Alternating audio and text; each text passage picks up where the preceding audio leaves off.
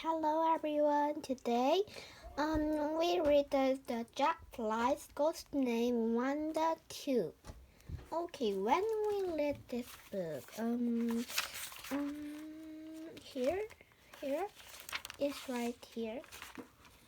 Okay, the end is the 59. So it is exactly 60. Okay, and this is 34. Okay, let's read again. Long waiting list to get in. How come you chose this apartment to trash? I asked. I used to live here. You live in this building? Said my dad. Yeah, about 100 years ago I hate it. What do you hate it? I asked. Nobody to play with that age, nobody was my friend. I was trying to think of that what to say to Wanda next.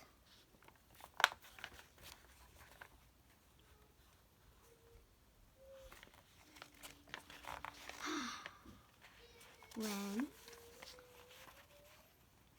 suddenly my Game Boy went sailing through the air. It smashed into the wall and broke into around 1,000 pieces. I love my Game Boy. It had almost got into 29th year level of Teen Master of Galaxy on it. Now it was completely alright. Wanda, you're a jerk. What is that? I shouted. The M&Ms on the ceiling rearranged themselves again. Just felt like it got bored. You know, what I think? I said.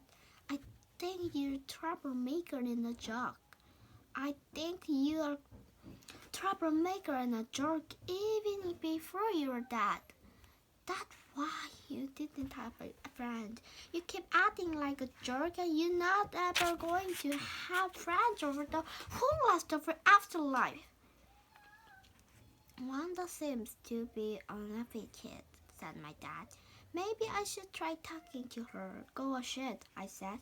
I sat down and crossed my arm. I want nothing more to do with Wanda. Wanda?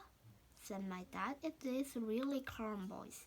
I think you must be very angry to be crashing our apartment.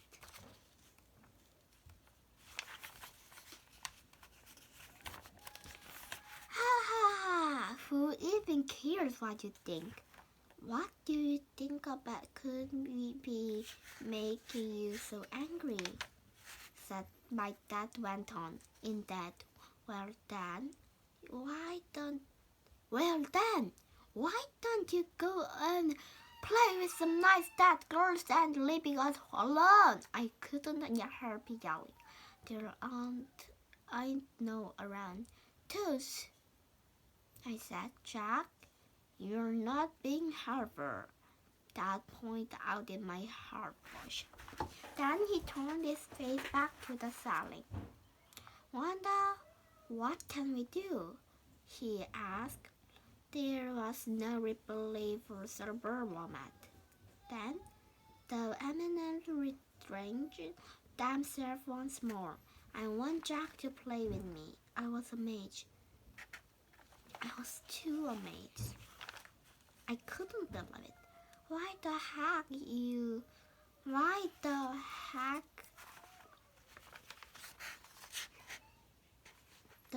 would I ever want to play with somebody who destroyed my toy and married my dad's apartment? I said. You think I'm nuts? I'm only playing with people who treat me nicely and who treat my stuff nicely, and that sure isn't you. Once again, Wanda was slow in answering. Then the M&Ms shift into a new competition of letters.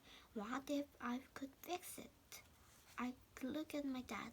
He looked around our dwelling apartment and shook his head sadly. Wanda, I said, this place looks like a war zone. What you've done to our apartment is beyond fixing. Wanda bet. Yeah, I said. How much? A quarter, I said. I took out the quarter and held it up. Here, my money. The quarter I was holding turned tingly and discreet. Then there was a blinding flash. All the pieces of my Game Boy flew back together again. It was just like a TV commercial when they run the flaming ribbons and somebody jumped backward out of the swimming pool onto the diving board. Holy cow, I said. How did you do that? Tricks of the trade. Listen, Wanda, could you fix the rest of the stuff you broke? Dad asked in a harper voice. That depends. What? What Jack did for me. And look at my dad, he shrugged. Then I have an idea. I didn't think I want to hand type being that and but hey Wanda, I said, if you fix the rest of your frog I might just be able to find a possible playmate. You mean you? No, not me. Better than me. Somebody in the spirit world. What do you say? There was no reply. I wondered if Wanda had heard me. Then the room began to shudder, as if the major earthquake was about to begin. The whole apartment grew kind of hazy, like in a sandstorm. And then suddenly things flying through the air. Dishes, silverware, plate, pan, clothes, books, TV sets. There was a horrible sound, scraping, grinding, clanging. A happy book of walls off my left shoulder. A glove especially landed on my cheek. A small dish flew past my ear like a flying saucer. Come to think of it, it was a flying saucer. And then, as suddenly as it had begun, it was over. The hedge lifted. My dad and I looked around the apartment. We couldn't believe our eyes.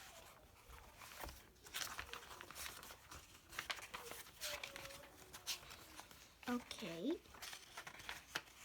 The gooey explosion was completely gone. The kitchen was all cleaned up too. In my room, things weren't what you could need. But it was certainly no messier than before Wanda had gone to work. I was so happy I wanted to yell. My dad looks like he just won the lottery or something. Wanda, you did it! You really did it. I told you. Well, I said, you did what you said, so now I do what I said. Follow me. Where are we going? You see, I said. My dad was so thrilled the apartment was back together again. He was happy to let me go to Berlin. And when I called Berlin and told him I was going to help him begin his Portuguese, he couldn't believe it. So I took my book of black magic and 7 black candles.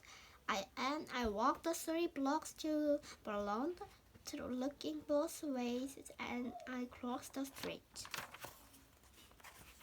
I talking to Wanda. I want to make sure she was following me. I couldn't see her, of course. And because there were no men around, he couldn't talk to me. People I passed on the street saw me speaking to somebody who wasn't there. They looked at me like I was cuckoo. You, Wanda, I said, if you're still with me, give a sign. A very stuffy-looking lady wearing a straw hat with a white brim was walking toward me. All of a sudden, something grabbed the brim of the straw hat and yanked it down over her eyes. Yup, Wanda was still with me. A man smoking a fat, stinking chair saw this and began to laugh. And then his cigarette exploded in a shower of flack, covering his face with black soot. Soon I was at Bologna apartment. Bologna folks were rich. Their huge Fifth Avenue apartment was filled with huge sofa, huge glass table, and huge universal configuration chairs. Most of their furniture was covered with clear plastic covers. Probably Balan folks sweat as much as he did. Right away, I saw the problem. His apartment was a lot neater than apartment ought to be. All the magazines on the coffee tables keep rendering themselves. First my side and then big date. Wait a minute. You don't understand, right? Okay, let me read again. Glass table and huge uncomfortable chairs. Most of their furniture was covered with clear plastic covers. Probably Bolon Fox sweat as much as he did. Right away, I saw the problem. His apartment was a lot neater than apartment ought to be. All the magazines on the coffee table kept riddling themselves. First my side and then my date. And a dust rag by side and then my date. And a dust rag with nobody holding was polishing all the fancy stuff in a flosser. Hey, Balloon, I called, where are you? The minute I said that, the dust rag stopped polishing and floated down the hallway. It was going toward the back of the apartment. I realized I was supposed to follow. Bolon was eating dinner in the kitchen, slopping on alphabet soup. As I watched, the letter in the soup kept wrangling themselves so they were that way they went this spoon in perfect alphabet order. Jack, would you like some dinner? asked Snow. No thanks, Miss Montessor. I think we should get straight to work. We lit us up in black candle. Then I opened the book of black magic and began to read the banishing lecture again. Oh, April Spring, oh great and terrible demon that will raise and freeze, that lives in dark sling. Okay, things stinking place. All at once there was a small explosion. The piece of paper dropped onto the kitchen table, and a pen flew out of the desk drawer and began writing a very fancy handwriting. Kindly do not interrupt me, it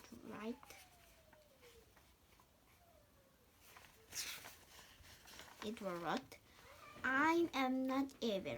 I do not dwell in police, and I most certainly do not live in dark, stinking place.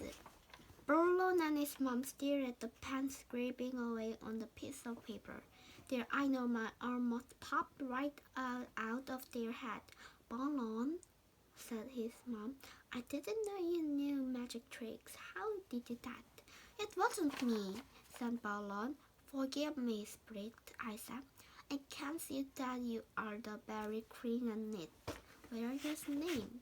You may address me as his sister, wrote the pen. And what name shall I address you, sir? Jack, I said. Nobody have here called me sir before. I sort of like it. I am pleased to make your acquaintance, Jack, wrote the fan, but whom have you followed with you? I stared at the progress another spirit. There was another small explosion. A box of cherries fell off the kitchen cupboard. Its man flew onto the table where Balloon was eating his dinner. asked Balloon's mother, and I watched. The cheerleaders arranged themselves into rows. Hey sister, in Wanda, how do we doing? Chapter 5. The pen begins screaming message to Wanda, and the cheerleaders keep ringing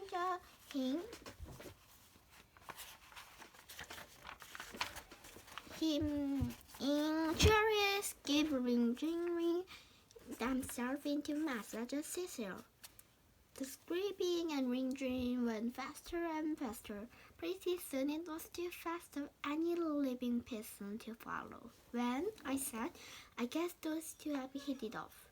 The scraping and ringing of cherries skip into stop.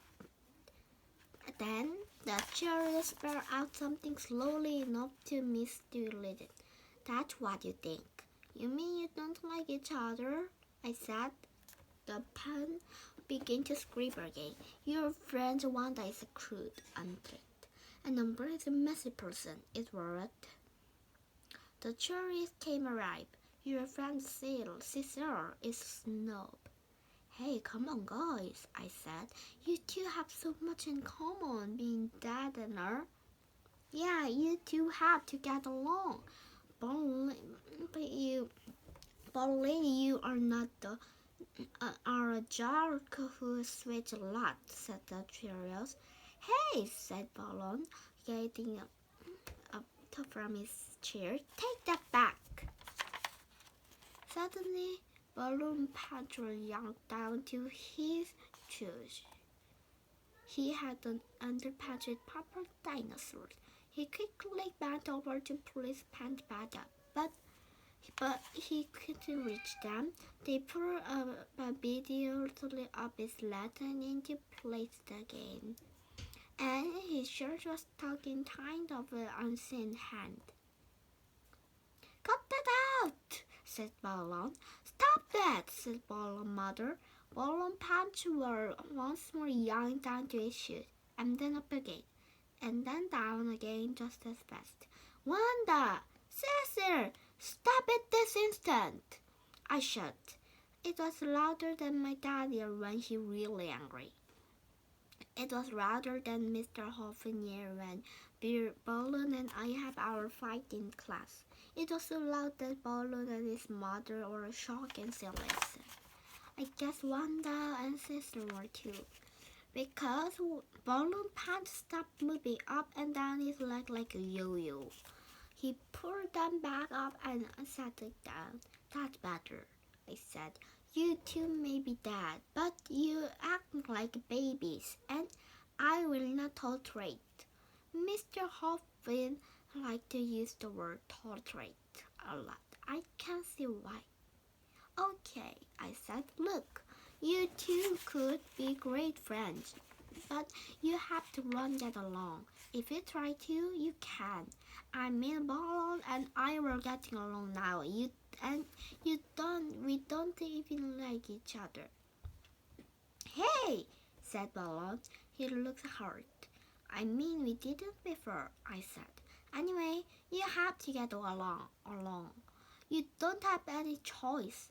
There aren't that many dead kids in the neighborhood, so also you need to find a place to stay. How about we move in you, Jack? Yeah, Jack, said Balloon. That's a great idea. Sorry, guys, I said no way. How about the two of you stay with Balloon? Scraping the pen. Now they're an interesting idea, I said. No way, yelled Balloon, jumping up from the table. For a moment there, I thought he was going to lose his pants again. Okay, Jack, I got an idea, I said. You know the Adventureland amusement park right across the river in New Jersey? Well, they got a haunted house in it. There is really bad sick. It couldn't even scare a 5-year-old, but as a couple of pros like you could really whip it to shape in no time. Why, after you start hunting it, I bet that place could scare the daylight out of anybody. Or the pants. Yeah, I said. So what do you say, guys? Are you willing to move to Adventureland?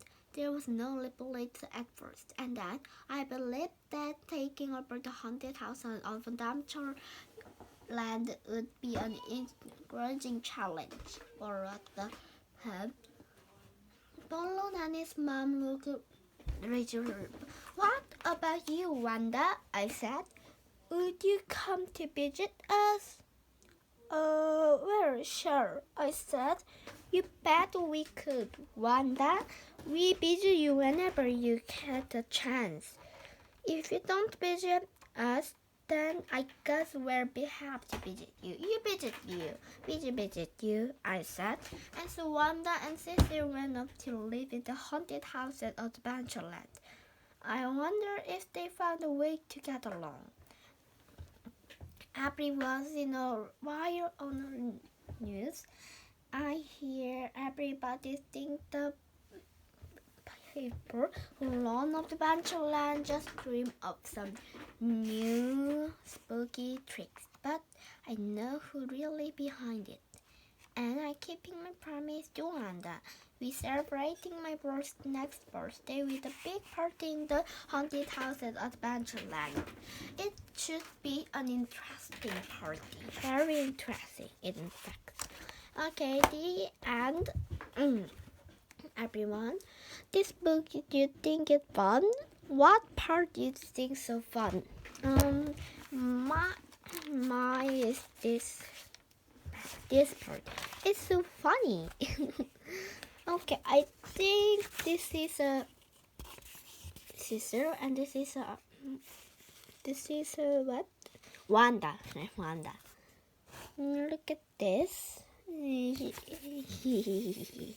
Balloon has a proper dinosaur pants.